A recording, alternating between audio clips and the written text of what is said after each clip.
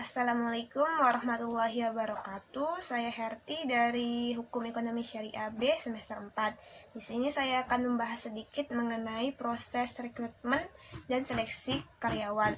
Karyawan sendiri merupakan aset berharga bagi suatu organisasi atau perusahaan dalam mencapai tujuannya. Yang menjadi fokus utama manajemen sumber daya manusia itu untuk berkontribusi dalam mensukseskan perusahaan.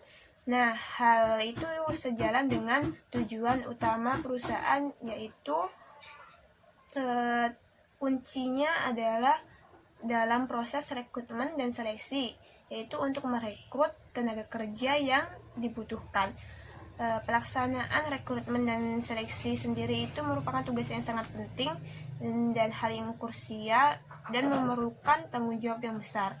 Karena kualitas sumber daya manusia yang akan digunakan perusahaan itu sangat tergantung pada proses rekrutmen dan seleksi yang dilaksanakan.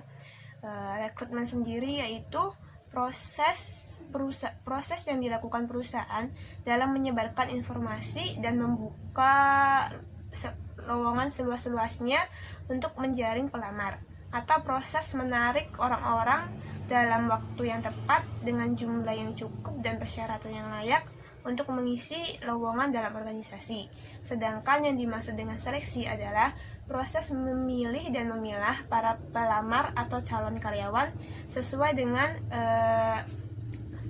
kriteria yang diinginkan oleh suatu organisasi atau perusahaan.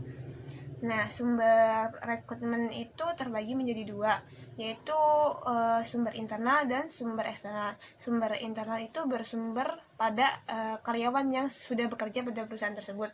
Sedangkan sumber eksternal itu sumber yang dicari dari luar perusahaan, atau si perusahaan itu menyebarkan iklan berupa lowongan pekerjaan di media sosial atau media elektronik. Selanjutnya itu proses seleksi itu biasanya dimulai dengan wawancara pendahuluan. Sesudah wawancara pendahuluan itu si pelamar mengisi formulir lamaran atau memberikan resume kurikulum vitae. Kemudian proses selanjutnya itu ada beberapa seleksi, tes, dan wawancara lanjutan.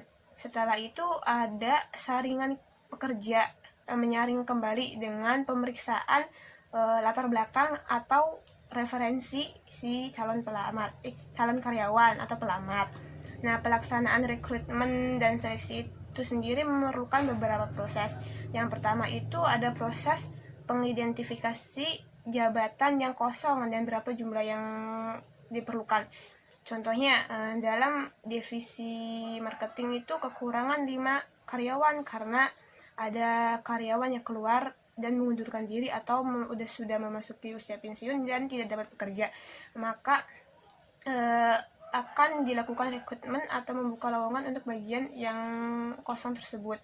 Yang selanjutnya itu adalah mencari informasi jabatan melalui analisis jabatan untuk memperoleh uraian jabatan atau job description dan spesifikasi jabatan atau job specification sebagai landasan dalam membuat persyaratan jabatan. Yang ketiga itu menentukan metode rekrutmen yang tepat untuk jabatan. Metode rekrutmen itu ada dua, metode yang terbuka sama yang tertutup. Kalau metode rekrutmen yang tertutup itu perusahaan hanya menginformasikan lowongan pekerjaan kepada karyawan yang ada di kantor.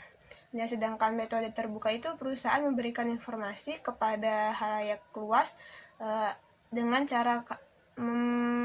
cara menyebarkan informasi lowongan itu ke media sosial ataupun media cetak seperti koran, majalah, Facebook, dan lain-lainnya. Ya, terus selanjutnya itu ada memanggil kandidat-kandidat yang memenuhi persyaratan jabatan. Selanjutnya itu ada menyaring dan menyeleksi kandidat. Menyeleksi dan menyaring kandidat ini akan dilakukan ketika si pelamar melebihi jabatan yang kosong, atau si pelamar ini jumlahnya banyak sedangkan yang diperlukan perusahaan itu sedikit, jadi nanti diseleksi lagi. Setelah penyeleksian, yang selanjutnya itu ada pembuatan penawaran kerja. Pembuatan penawaran kerja ini dibuat kontrak perjanjian kerja atas perusahaan dan si karyawan. Setelah terjadinya proses perjanjian kerja antara perusahaan dan karyawan, si karyawan mulailah bekerja. Nah, tujuan utama dari perusahaan atau organisasi sendiri dalam melakukan rekrutmen adalah untuk mencari pegawai, untuk mencari karyawan yang kompeten, bertanggung jawab atas pekerjaannya agar tujuan perusahaan itu tercapai dengan maksimal. Sekian presentasi yang dapat saya sampaikan. Kurang lebihnya mohon maaf. Wassalamualaikum warahmatullahi wabarakatuh.